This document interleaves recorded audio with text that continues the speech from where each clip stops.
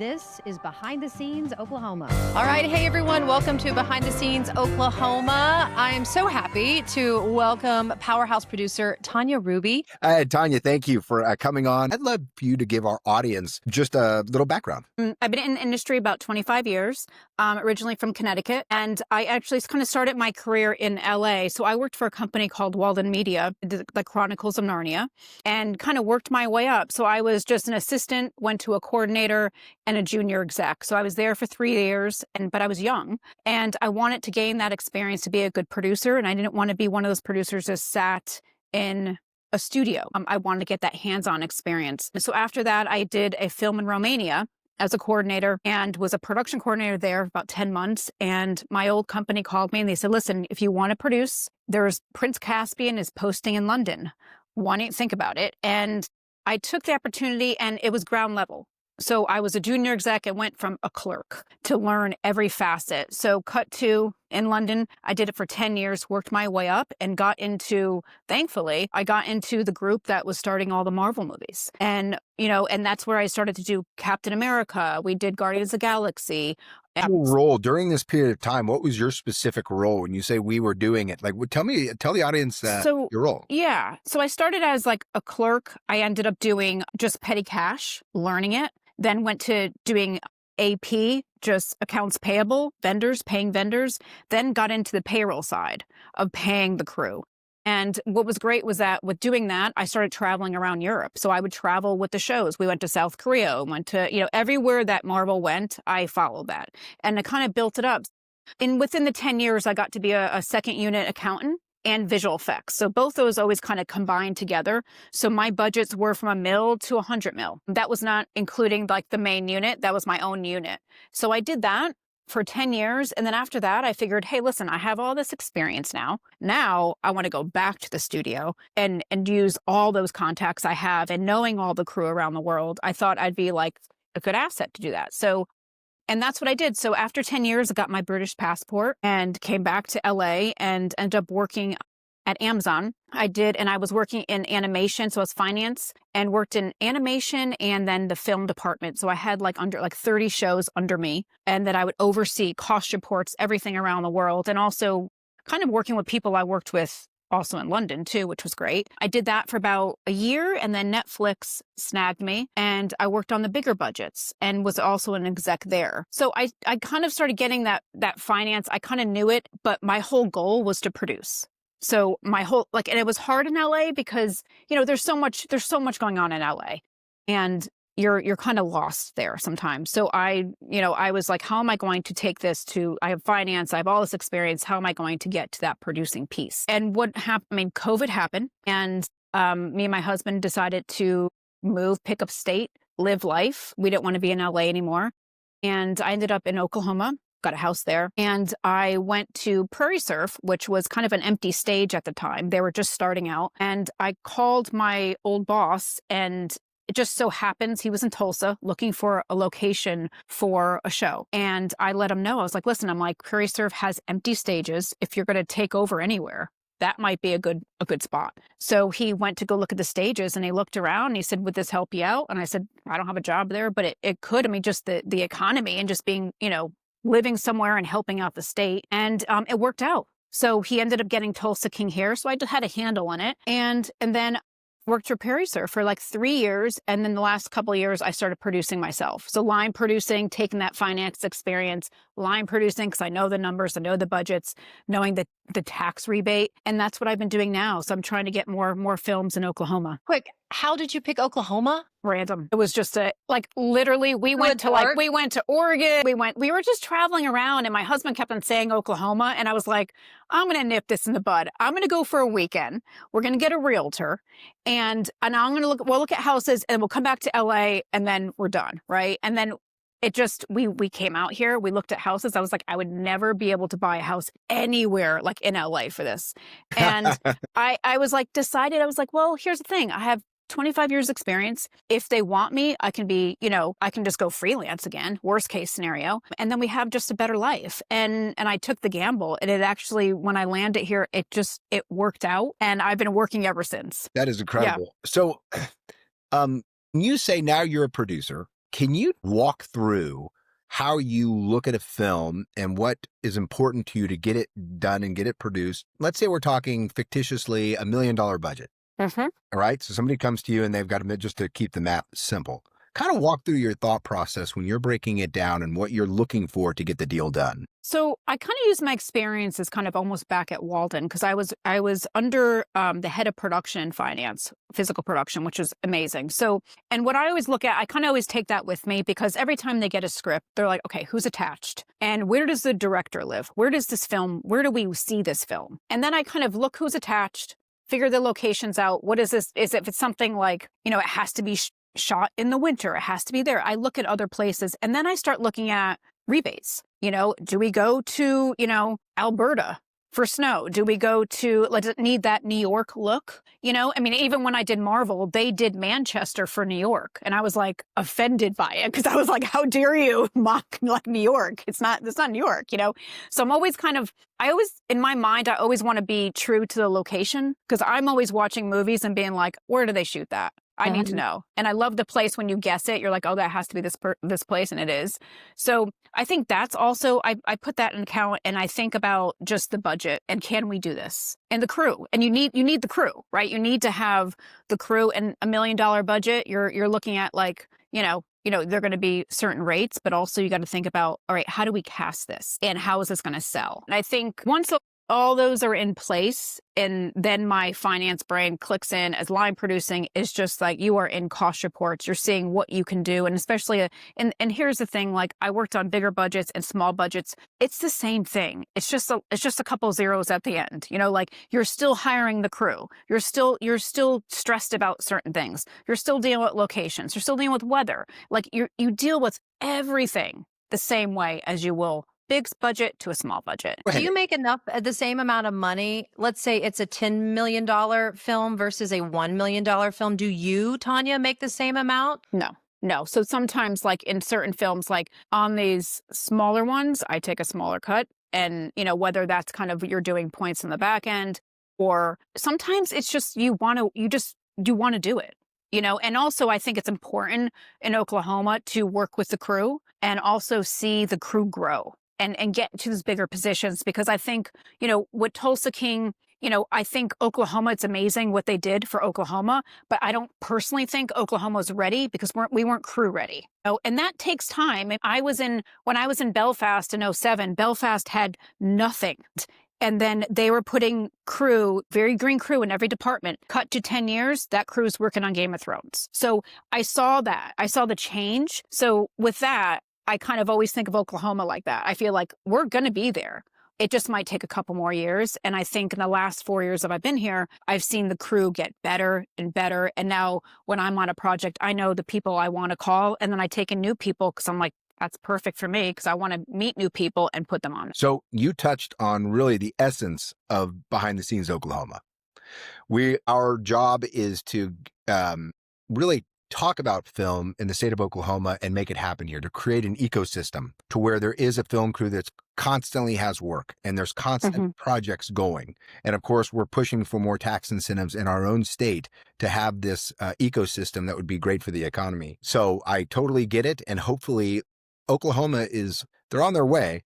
We've got a long ways to go, but we're going to get there. The more we talk about it, the more projects that come up, the more people that step up to try to make something happen.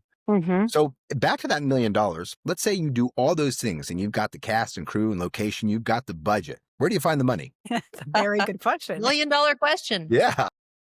Well, here's the side of it. So, I was lucky enough to be in my career where I didn't have to worry about it, right? Because you work for these studios, you work on freelance, the money's right there. Right. You do have to deal with funding and talking to those people and making sure their cash flow is perfect to make sure they're funding the right amount of money and all that kind of stuff. And sometimes you're blessed with having money already given to you, being like, listen, like my last project, we were lucky enough that our director was also the finance person. So it was perfect. And then sometimes you don't have the money. So I feel like you have to you got to dig deep a little bit. You got to go to your contacts, you got to see like who's interested in it. And sometimes it just doesn't work, and sometimes like if you're going to say somebody else in LA or New York, they're going to want to do it in those places. they're not going to want to do it in Oklahoma. So you have to kind of look in Oklahoma first and see if you can get it. Like a lot of things that come to me are mostly like they're already financed, and then or they're partly financed. And then that means that I will look into it and be like, okay, I might know someone that can close the funds. But they would need to know on that side, they need to know who's casted. Can I sell this? Yeah, right. And where's my money going afterwards? Yes. So there's a lot of producing and communication and like really solid relationships to take it to the next level. But I've been lucky enough to have a little bit of money when I'm first starting those projects to do that. It's amazing. I would love to see Oklahoma where some of these other states and or countries are, where you can go into, maybe if you pick 2 European countries, maybe Canada, I mean, you've got 60% of your film already paid for. And those things are really interesting to me. And then, of course, I've heard of the Section 181 before. I don't know if you've ever dived into that before. Have you? I never dived into that, but a lot of people are interested in it because it's almost like a tax write-off. So it's an interesting way to go about it, just because it's easy for them. They can get into a film, they might get an executive producer credit, and then they can write it off. Well, what's amazing about it, I'm still exploring it. So let me start there. I'm no expert on it, and I'm just exploring it. But if it's explained to me the way I think it is, if you have $1 million budget, that's why I use that simple thing. And let's say you've financed 80% of it, and you're just looking for equity investors for 20%. And so that's $200,000. If I understand the law correctly, you actually can write off up to the entire budget of the film. So $1 million. So this person puts in $200 million, hoping the film does well. But regardless, of course, the person has to have passive income of $1 million. So you're talking about a small amount of people, but still you can take that entire write-off. So I'm not suggesting that is the truth to our listeners at all. That's what's been explained to me, and I'm in the middle of exploring it myself. But that is a big chunk, because you can get several people that fill that $200,000 bucket that need that tax write-off on passive income, and then tra-la, there you are. So. Yeah, you can do that. I never had that. Any of my shows, I've always heard about it, and it's definitely been explored. And I thought they were going to do away with it next year, but then I'm hearing rumblings that it's still there. I'm hearing the exact same thing. I guess we'll find out in January what's going on. And it'll be a moot point or something really interesting to continue to learn about it and explore. Because what we're finding, I mean, I'm stating the obvious. This is true in every industry, whether it's real estate or whatever. Everybody's like, look, I've got the talent. I've got the script. I've got everything in place. I just need the money to get it done. Where do I even start? How do I even begin? Sounds really arduous to most artists. It's hard. And it's funny because last year I was getting a lot of scripts, and people thought I had the access to money because I could do mostly everything, but I just didn't have that to unlock that. Yeah. But the more I'm doing here and the more more producing, I'm starting to meet those people. And you gotta, and the other thing, like what I always think about is like, it just has to be at the right time. It's the right project, right? Like if you're going to ask someone just once, you got to make sure it's something that you truly believe in and you're passionate for it, because you only got one shot with them. And if you do well, that money will come more maybe on another project, but you really have to kind of pick your battles with that. Yeah. How do you feel about proof of concept? Like a lot of people in my circle will create a proof of concept for 2 reasons. One, almost like a short film to prove that they can do the feature length, or just anything, a short film, webisode, whatever it is, just to prove that they can do it in general. So do you think those are valuable? Because that often falls on us, the creatives, to do it for free or for a little bit in hopes of just credibility. Well, and also you have to think about it like, if you're giving a script to somebody, the time that they have to read a script is probably, it's going to be hard, right? So I feel like if you have 5 minutes of their time, you have to make a really good pitch deck, and pay, I would say, put that money into a graphic artist. Make sure it's beautiful when they get it. Even if there's like a little bit of a video or you did a little short, just something to showcase your talent and how passionate you are. Because if you have 5 minutes of their time to do that, it's worth it to me, because that's going to trigger them. And they're also going to say, what the big thing is I've always heard is like, that's great, this one project, what else do you have? Because they want to make sure that like you have more. It's not just a one hit, you know? That's a good point. So, I think that's important too, that you have other things that you want to do. But I agree, like a pitch deck, just potential cast that you're looking at. Sometimes you're just like, you're looking at it, you're like, that's great. You want all these A-list actors, but when it comes down to it, you're not going to get it for that amount of money. But these are the people that ideally the look maybe is that's what you're looking for, And I think if you can, get those big time actors, then the cost of your film is going to be a lot bigger. And if we can leverage tax incentives any which way we can, and maybe these special tax treatments like Section 181, you can put together something where an investor the film doesn't have to do that great for them to get their money back. And a lot of people will say, okay, I'm not necessarily in this to make $1 bazillion. I'm in this because it's fun to be a part of a movie. Well, and those are the type of people you go after. Because some people, like, you're always thinking, all right, I need to get the revenue, I need to get this back, and some people just like the fact of have their name and executive producer on screen, and they just want that. And it's just like a pet project, even when I was working at Walden, Anschutz that ran Walden, he owned the Staples Center, he owned all these things. He started getting into film because it was just something he had an interest for. He just was like interested in it. And that's what built Walden. It's kind of, a lot of these guys that have a lot of money, or women, they're just they just want to, have fun, and put their money, and it's not necessarily, I want all this money back, but they want to see where it goes. Yeah, and then contribute to a certain industry to get things going. I would like to start that at some point, to find people in the state of Oklahoma that would be in it. They're more in it for, the industry and for the arts more than they are maybe a return on their investment. Although the whole idea is hopefully to get a return on your investment. That's what you want at the end of the day. But also, I think it's also something that you have to always ask those people, like, what do you watch? Like, what are you interested in? Like, what films do you watch, when you're not doing this? And if it's action films, if it's horror films, if it's dramas, like, I think that's because when I start asking that question, I'm like, okay, so now I know I have a couple films here, scripts I have, I'm going to send it to them. Because then you're just perking their interest. Because I always ask that, because some people, if you're getting them on the right day and they have the money and they're interested in, say, action films and all this stuff, and they believe in you, because I think communication is a huge thing of, like, having those relationships that they trust you. And I think it's funny, in finance, I never wanted to be like a finance person, but I find that I'm in meetings now and they're very interested and they trust me more, because I'm like, I'm numbers. Like, every time you say something, I'm all numbers. Like, I know what, like, okay, you need to get, I don't know if you should invest in this, maybe, like, so I'm always thinking about the money.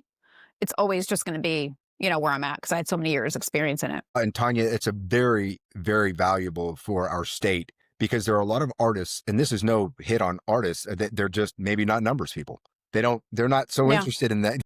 Yeah. And the math behind these things, they just want to create their art. And make money. Yeah, and make money. But money sometimes comes second. Yeah. That's okay. And that's why they hire people like me, or like someone else that has, because then they have to have the trust in you to know, okay, like, don't worry, your money's in good place and I'll always report it. We're going to talk through it, so I think that's important. How does a film make money besides a theatrical release like a Marvel movie? As we go with this project I just wrapped, it's almost like, you can go two ways, right? You go to, like, the streamers. If you find someone, like, they're looking for something like the A24 or Neon, oh, I know they like horror movies, I know they like that. And then you have to have that contact with them to know, like, what are you doing? Like, what are you looking for? Let me send it. And that's where the teaser comes in, right? Like, if you don't have a full cut of the film, what's great to have is maybe just a one sheet and a teaser and a poster, just something within those 5 minutes to be like, okay, I want to see more. So I think that's one thing. And I think the film festivals is always, it's interesting, because you just don't know. You can be, you can get definitely, looked at for film festivals. New York, there's a great film festival in Round Top, Texas. I'm on the board of, like, their year 2. And they're amazing. So, there's a lot of new film festivals that you can start plugging in and seeing where you can get that way too. Because sometimes the streamers will buy at a film festival or a production company. We'll talk a little bit about south of Stillwater, because that's where we met, thanks to Randy and Talia. Always want to shout out Randy and Talia with Rebellion. Randy said, yeah, you should meet Tanya. She's a producer for this film, South of Stillwater, and she's ... like all these other amazing things that you are. So Tom, you couldn't make it that day, but it was really cool. We went to Tecumseh. They were filming in the 2 churches in Tecumseh, Oklahoma, a place I've never been before, but I believe that's where the writer is from. He was from there. So this whole film was kind of just, it's his passion project. So we had to, and that was one of the, it's tricky because I've never worked with a director that also is the finance person, right? Because they're wearing 2 hats, right? They're the director because they have a vision, but then you also have to say it's finance. Like, we can't do that because this might be too big or this is going to go over budget. So it's a little bit of just to trust him, and trust me. But that film is kind of, it's his passion. And he was from, Tecumseh. So there were certain locations that we had to film there. And it was the church. We could have did it anywhere, but we decided to, there was a couple things that was like hands down, he wanted to stick with that. And south of Stillwater, I got into that because I met with Kyle and, he did this film. He started doing it before, I think a couple months back, and then shot it down because it was just there was too miscommunication. He couldn't do it. And then I think on a certain day 5, he said, I can't do this, and then shut it down. And then when he got the money and came back, he was like, I want to do this properly. And then that's how we kind of met. And I thought, this guy has a passion for this. And I was kind of interested in just seeing like, okay, let me just trust me and let's get that vision on screen for you. And it's kind of like, it's a coming of age story. And it's also I know it's kind of set in Oklahoma, and it's just when you're young and you're just kind of figuring out your path in life, it's almost like good versus evil, like which direction you're going to go.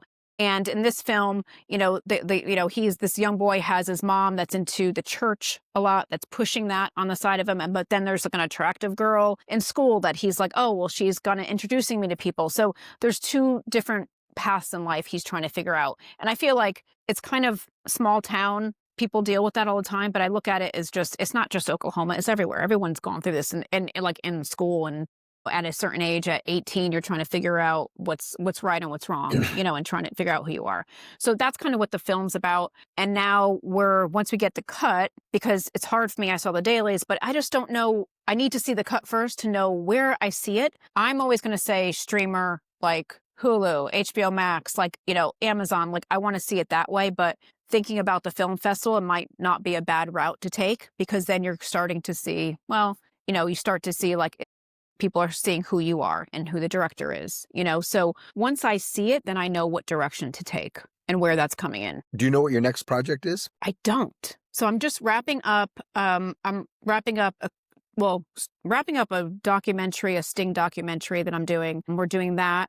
And then I'm also doing a documentary on Clear House that's actually in Tulsa. And we're doing that. That'll probably go into mid next year. And then there's a couple other projects that are coming my way that I'm trying to figure out what kind of works. And I mean, ideally, I would love to have like a slate of films that I can work like anywhere in the country, but also kind of still promote Oklahoma. Because I always will try to firsthand, every time I read a script, I'm going to be like, can I shoot this in Oklahoma? And then if not, then that's okay too, but I want to promote the state. Let me ask you this, for anybody who's listening who wants to be a producer, what would you recommend? Where should they take the path you took? Is there an easier path? I mean, you did a lot. My path is so long. Yeah, well, I mean, to produce, I feel like there's 3 ways to go, right? Like to line produce specifically, I would always say, go through finance, right? You got to go through that finance route. And I always think like, I did every job in finance, and I did it because to be a good manager and producer, I want to know who I'm hiring these people for and what they can do. I want to know if they're fast or slow or this or what's happening. I want to know every job so I know how to hire people properly and to get the right people. So I feel like as line producer, finance is a great way to go. I think locations is huge. If you can work your way in locations when you're just starting out, like locations is just, you are learning everything firsthand and live, and I think that's a great way to understand producing and locations. So I think that's another route. The other people are, production coordinator route and being under a producer that they're going to take with you. And then you're going to move on to that. I went kind of a crazy way. But I think I kind of ended up on my feet, but it took a long time to kind of, I always was one of those people that I just wanted to learn everything to be a really good producer. so I don't understand everything on set. To But know every sometimes other aspect people, of it. you don't need to know. Sometimes, you don't need to know every job. You can just, and some people they know the right people and they put them in the positions. But I think just getting on set, hands-on experience is key. That's And good watching advice. learning, and like asking questions, like is the biggest thing. Like I always kind of promote, just having the younger kids, like after graduation, come in, and I'm just like, ask questions, watch me, like do this, because this is like an education for you that you're not going to have. It's better here than in class. Of course. And then you kind of figure out, and like, if you don't like something, that's great. You're in your 20s. Great. It's bad if you're in your 40s or 50s, but like in your 20s, you can mess up and bounce back, Well, you've seen so much in your career, but what's something we can do better in Oklahoma? What's some skill sets that we can learn, or some things we can just do to better help support this industry? I mean, I think what we're doing now, I mean, I'm part of the OKMPA, and I think that's important. I think just helping the crew out. And we're at that really good stage now where I find that we're doing, because, Prairie Surf was such a prominent figure here and was doing those big budget movies, which is amazing. But I think that now, since it's gone, I feel like now is the time. I think Oklahoma is really good under the $10 million, because you can build and you have like a 3-month job and this and that, and then you can kind of roll on other projects. When you have the big films, you're working 6 months and then you don't work at all. And you need to kind of keep that momentum going. So I think what we're doing right now is really good. I think keeping like the vendors here in Oklahoma, like not going outside of LA to grab equipment, or going to Texas or going to New York, like keeping everything here. I mean, when we did our film south of Stillwater, I have to say like 90% of it, crew, equipment, everything was here. Fantastic. We did have to fly in a couple people for like stunts and stuff like that. But at the end of the day, like that's pretty good. And that's good for the rebate. Yeah, of course. And sometimes necessary for it. Yeah. So I think the answer to your question, I feel like I feel like we're in it right now. We're getting better and better. And I think I think next year we're going to have a lot of bigger films coming in, and bigger, I mean, like under the 10 mil, it might be 5 mil, but those are good budgets, to prove that we're getting better. Well, Tanya, thank you so much for being on today. I really Thank appreciate it. This has been wonderful, just hearing about your experience and what you're doing for Oklahoma, and maybe some advice for those lawmakers out there that might be watching this, that we need more incentive, more people, more ecosystem. Yes. Absolutely. And we have a follow-up South of Stillwater episode with behind the scenes that's going to be coming out. We'll probably launch this first, but then we'll go deep dive into some of the great cast and crew that was on that movie, including C. Thomas Howell. Yes. Who's here in Oklahoma filming. So we really appreciate all that you're doing and bringing your wisdom and expertise to the film industry in Oklahoma. And hopefully we can all work together, right, Tom? Yeah. Yes. Let's do it. Now you're talking. All right. Thank you, everyone, for listening and watching Behind the Scenes Oklahoma.